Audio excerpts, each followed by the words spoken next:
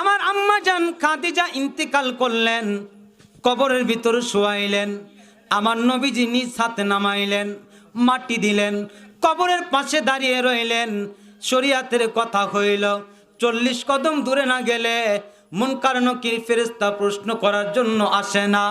আমার নবীজি দাঁড়িয়ে রইলেন।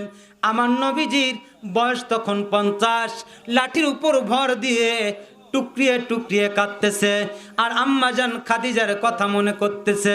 পিছন থেকে একজন সাহাবী আসলেন, ইয়া রাসূলুল্লাহ, ইয়া হাবিবাল্লাহ, আপনি এখানে বসে কান্না করতেছেন, আম্মাজান খাদিজার কবরের পাশে বসে কান্না করতেছেন, দাঁড়িয়ে কান্না করতেছেন।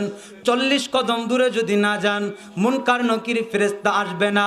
আমার নবীজি ডেকে বললেন, ও সাহাবী, আমার খাদিজার সঙ্গে আমি ওয়াদা করেছি, আমার খাদিজার জন্য আমার পুরাতন জুব্বা দিব, জুব্বা দিয়েছি।